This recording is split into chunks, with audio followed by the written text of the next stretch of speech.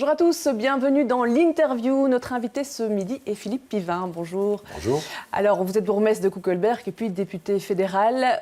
L'assaut à Paris a été donné ce matin, intervention qui s'est terminée par cette interpellation, 2 tués. Vous avez suivi les événements? Oui, bien sûr.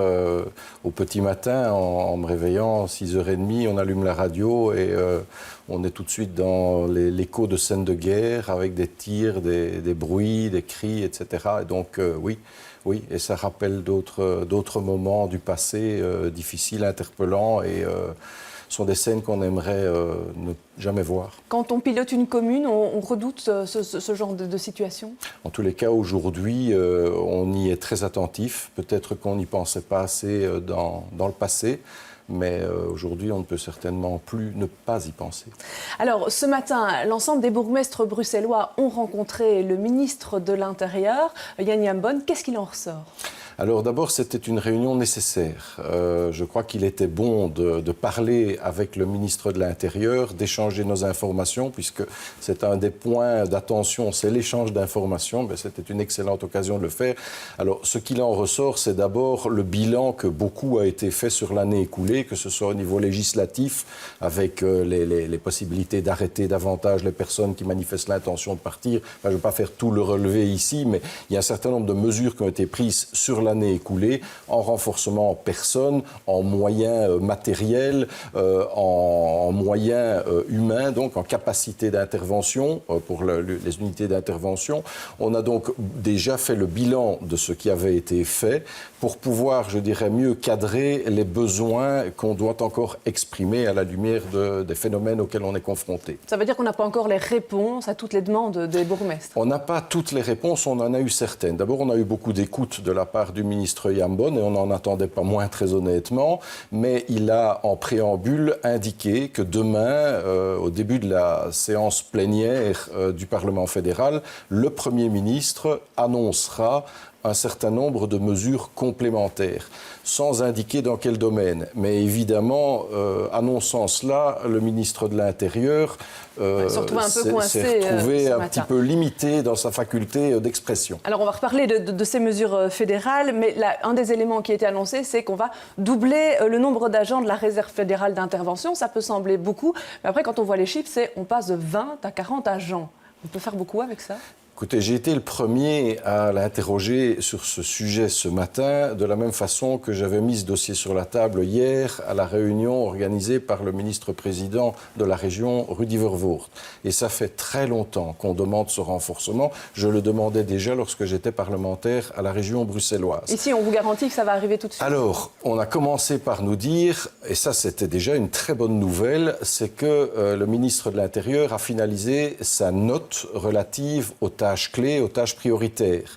Des zones de police, des zones de police. Et qu'il voit évidemment par la meilleure répartition des tâches de police locale, la possibilité de trouver des effectifs pour renforcer davantage la réserve fédérale. Ça veut dire qu'on déforce les zones locales? Non, ça veut dire qu'on transfère à d'autres opérateurs qui restent à définir, que ce soit le privé, que ce soit des gardiens de la paix, que ce soit des administrations, un certain nombre de tâches qui ne sont pas qualifiées tâches clés de la police locale. Et c'est une excellente chose parce qu'à l'heure actuelle, les polices locales sont trop souvent confrontées à des tâches qui pourraient être remplies par d'autres opérateurs. Donc, qu'on retrouve de la capacité pour remuscler, comme je disais, la réserve fédérale est une très bonne chose. Mais maintenant, qu'est-ce qu'on peut faire avec 40 agents quand il y a un gros événement? Sur le nombre, je considère que bien que le ministre ait indiqué que ça ne se soit jamais fait auparavant, de doubler la capacité de la réserve fédérale, on peut mieux faire. Et j'attends bien entendu que dans les mois à venir, on aille plus loin dans cette approche. Mais je pense qu'on ira plus loin puisqu'une fois la note présentée et une fois les moyens disponibles, on pourra renforcer tout à fait cette réserve. Alors, un autre élément annoncé, c'est le renforcement de la collaboration entre l'OCAM, qui est l'organe de coordination de l'analyse de la menace entre l'OCAM et les bourgmestres et les chefs de zone, quel type d'informations vont être transmises qui n'étaient pas transmises avant? Mais c'est un sujet un petit peu particulier, celui de la collaboration au niveau de l'échange des données. Il y a eu beaucoup de frilosité par le passé, très honnêtement, et nous en avons été victimes en tant que bourgmestre déjà. Il y a eu une amélioration, les circulaires ont étendu les possibilités d'échanger des informations, et à l'heure actuelle, il existe une circulaire qui est assez complète, qui permet d'associer davantage les locaux, je vais dire, mais tous les opérateurs, tous les intervenants jugés pertinents, dit la circulaire, dont les bourgmestres, mais aussi les services de prévention, ça c'est une nouveauté. Et tout cela va permettre, avec l'appui de l'OCAM, d'alimenter des fiches de renseignement de façon beaucoup plus complète que ce n'était le cas précédemment. Donc c'est les fameuses 484 fiches qui ont été transmises aux communes depuis 1 an, hein, donc c'est assez récent. Ça fait une bonne année. Oui. Dans votre commune, ça fait combien de personnes comme ça qui sont reprises pour radicalisme? Nous avons la chance de n'avoir qu'un seul nom sur ce fichier de personnes à suivre avec une attention particulière. Est-ce que vous avez des informations concrètes sur comment suivre ces personnes, oui. comment les encadrer? Oui, dans les limites de ce que je peux exprimer ici, bien entendu, je peux vous dire que ces personnes font l'objet d'une attention d'abord et par priorité par la police. La police s'assure du degré de dangerosité de la personne et pour autant que ce ne soit pas quelqu'un jugé particulièrement dangereux, et heureusement c'est encore la majorité des noms qui apparaissent sur les listes, pour autant que ce ne soit pas jugé dangereux, on associe les services de prévention. Et aux services de prévention, à prendre les initiatives nécessaires auprès des parents, auprès de la famille, auprès de l'entourage. Mais à ce moment-là, c'est repris en main, je dirais, dans le giron administration communale. Alors, un autre élément est apparu lors des dernières réunions, un élément qu'on suspectait peu, c'est qu'en fait, il y a beaucoup de personnes qui sont dans les communes, mais qui ne sont pas inscrites. Et par ailleurs, il y a beaucoup de mouvements. À Molenbeek, par exemple, la bourgmestre disait hier, il y a 8000 personnes par an qui rentrent, qui sortent. C'est difficile de suivre tout ça?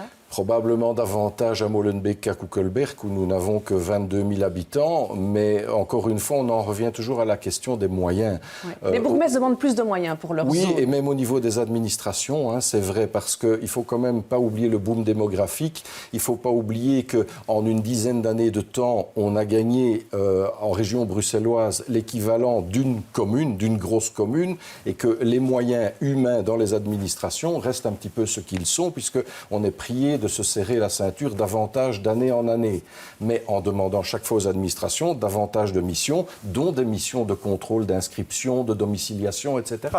Ça n'est pas simple au quotidien. Mais je répète, c'est probablement plus confortable dans ma commune que dans la commune voisine. Quand on demande plus de collaboration entre les communes, est-ce que vous n'avez pas peur à un moment que l'idée de fusionner les zones de police revienne ? Non, je ne pense pas. Je crois que tant que chacun collabore de façon suffisamment efficiente, cette idée ne reviendra pas sur la table et qu'on ne songera pas à un nouveau modèle. Vous savez, je disais encore récemment, on aura mis une dizaine d'années pour mettre en place une réforme des polices digne de ce nom et qui fonctionne de façon quand même relativement efficace et huilée. On ne va quand même pas encore se donner une dizaine d'années pour remettre en place un autre modèle. Hein. Alors demain, au Parlement fédéral, il y aura une séance plénière, la première depuis les attentats de Paris. Le Premier ministre va s'exprimer. On annonce des mesures supplémentaires, hein, vous en avez parlé ici. Vous attendez quoi précisément de cette rencontre ? Alors d'abord, Charles Michel ne m'en a pas donné la primeur, bien entendu, mais je pense qu'il y aura des annonces dans le domaine probablement du suivi des returnistes, comme Didier on les appelle. Reynders parle d'imposer un bracelet électronique pour l'ensemble de ces personnes donc, qui reviennent des combats en Syrie. De mémoire, c'est un sujet qui avait été mis sur la table il y a déjà un peu plus d'1 an par Denis Ducarme, qui est notre chef de groupe à la Chambre, et qui revient maintenant de façon forte. Vous y êtes favorable ? Ah, totalement. Totalement. C'est gérable ? C'est gérable, mais il y a peut-être des obstacles juridiques qui doivent être levés quant à la question de savoir à qui on applique un bracelet. Est-ce qu'on l'applique à quelqu'un qui n'a pas été jugé, quelqu'un qui a fait l'objet d'un jugement ? Il y a un certain nombre de nuances à apporter. Est-ce qu'on l'applique, je dirais, de façon rétroactive à des gens qui sont là aujourd'hui parce qu'on va le décider demain ? Il y a quand même des règles légales qui doivent être respectées en la matière, mais sur la mesure même, bien entendu, j'y souscris. Alors, il y a aussi l'idée de créer un un registre de noms des passagers. Est-ce qu'on ne risque pas d'aller vers une dérive sécuritaire sous un peu le coup de l'émotion? On veut rassurer la population, on veut montrer qu'on prend des mesures, mais est-ce qu'il n'y a pas ce risque de dérive sécuritaire? Alors, l'analyse des données relatives aux passagers est un dossier qui est actuellement entre les mains du Parlement européen qui le bloque. Pour la raison que vous évoquez, c'est le risque d'aller trop loin dans le domaine de la protection de la vie privée. Je pense qu'on doit avancer dans ce dossier sur d'autres continents et en dehors de l'Union européenne. Ce sont des systèmes et des mécanismes qui fonctionnent déjà, qui sont en place. Je pense qu'on ne doit pas avoir peur de mettre cela en place. Je pense qu'on fonctionne dans une démocratie qui a des règles qui sont bien installées, avec des balises et des surveillances possibles. Mais donc, on doit aller vers cette analyse de données des passagers qui se déplacent d'un point à l'autre de l'Union européenne. Est-ce qu'il y a eu un échec de ce qu'on pourrait appeler les enquêtes préliminaires? On sait que la France a un peu attaqué, la Belgique a été assez critique sur le travail effectué. Moi, je ne veux pas entrer dans ce qu'on appelle le bac à sable en désignant celui qui aurait commis une erreur, etc. J'ai beaucoup apprécié ce qu'a dit hier le ministre de la Justice en disant il y a quelques mois, à l'issue des événements de Verviers, on a plébiscité les services de surveillance belges et on les a loués pour la qualité de leur travail. On ne peut pas le lendemain, je dirais, les critiquer de façon outrancière.